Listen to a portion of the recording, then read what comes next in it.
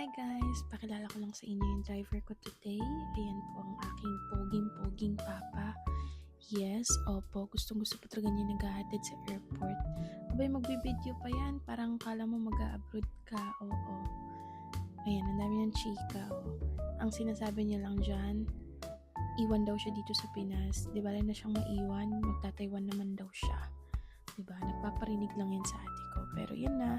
Samahan nyo kami. Medyo nagutom kami sa biyahe kaya nag-drive-thru na lang. Hindi lang oras. We're here na sa Ninoy Aquino International Airport. Terminal 3 kasi ito yung pick-up point. And dito din kami magkikita-kita. Dito din namin i-claim yung mga freebies. Yes, opo, daming freebies. And while waiting, I just want to retouch kasi gusto ko talagang i-career tong pag-vlog na to. So, dapat medyo fresh tayo sa video. Oo. And habang nagre-retouch nga ako, may nakatabi ako dito na pagkwentuhan na namin yung buhay niya, yung reason bakit siya alis ng bansa, saang bansa siya, saang lugar siya nakatira dito sa Pinas. O diba, introvert talaga ako guys. Charis, eto siya guys. And God bless to your journey. And while waiting, mas na-excite ako dahil sa vlog ng Korea. Oh my goodness. I think it's calling me na talaga. And while waiting na nga, na-announce na pwede namin i-claim ang free t-shirt ng company. Of course, together with Ate Day. And Ate Day is also a first-time qualifier dito sa International Travel Incentive ng company. Take note guys, part-timer pa yan, diba? Kaya talaga natin qualify dito. And shoutout talaga sa ProLife UK, opo. And this time, kinuha na namin yung travel kit. So, nandito yung ticket, visa, and letter for immigration officer para kapag medyo nagka-problema, ayun ang ipapakita namin. And I'm with Adrian and other team. Nandito na ang mga ProLifers. Thank you so much. And ito yung luggage na dadali namin. Kala mo talaga isang buwan mag-i-stay. Ngayon, ipapakita ko sa inyo kung ano yung mga nakuha namin. Nakasama sa travel kit ng ProLife UK. So, we have this one. Then, nandito na din yung passport. Pwede naman siya i-claim doon mismo sa agency pero hindi ko na-claim kasi sabi dito na, pwede naman daw dito. So, dito na lang. So, prepare your passport and the cash. Ayan, meron po tayong allowance. And of course, the important thing then, a part ng package is the insurance, travel insurance. So this is talaga, super essential. And next, we have here the confirmation visa para hindi tayo mahirapan sa immigration. Oo. Then, the ticket.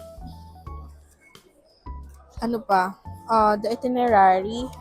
So, grabe, full pack tayo today for sagot na yan lahat ng ProLife UK. So, na lang kami. Na lang, sama-sama na lang talaga, oo. This one pala is for the immigration letter. I mean, letter for immigration officer. So, isa sa mga kailangan din namin dalhin dito is the ID, company ID. Pero if wala, meron namang other option which is you have to bring the calling card. And meron kaming agents portal na kailangan i-screenshot, ipakita that we are active agent para malaman din na kami ay legit financial advisor. So, thank you so much ProLife UK. Opo, ito po ang aking first travel out of country and super thankful kasi pa siya.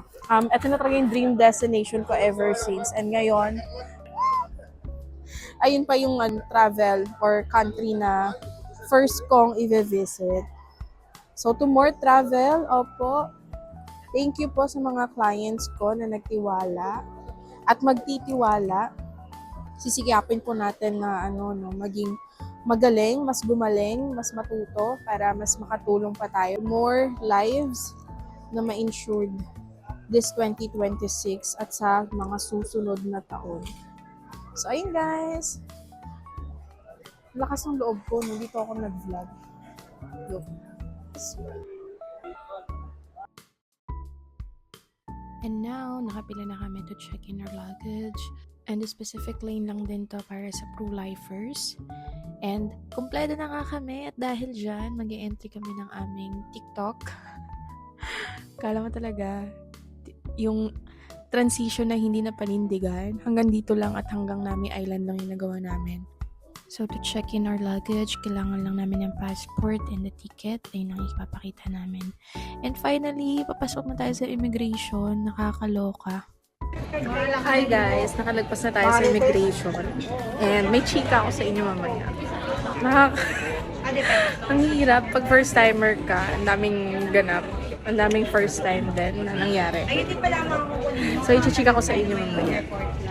So now, waiting lang kami and naghahanap kami ng pwedeng pagkainan at pagstayan dahil medyo gutom na nga at kahit may food sa airplane, gusto na namin kumain kasi nga medyo maaga kami nandito and we still have 30 minutes to wait before our boarding time. Tara, samahan niyo muna kami kumain at magchikahan. By the way guys, I'm with Ate Cindy. She is my roomie. So, siya yung kasama ko sa hotel room.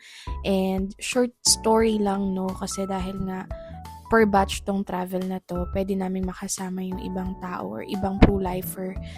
Dahil first time ko din naman tong pagta-travel na to at ma-qualify sa ganitong incentive. Syempre, mas better kung kakilala ko na yung kasama ko para mas maging comfortable ka. Though wala namang problema kung iba yung makasama mo kasi pro-life din naman sila. It's just that, syempre iba yung mas comfortable ka kapag ka-branch mo, kilala mo na. So, diba? Pwede mong kabardagulan sa room. Charis. Pero, thank you so much, Rumi, for requesting in advance na ako ay iyong pinili na makasama sa room. Kala mo na. Hindi, pero I'm so happy na si Ate Cindy yung nakasama ko sa room. Sobrang nagkaroon kami ng bond, nakapagkwentuhan.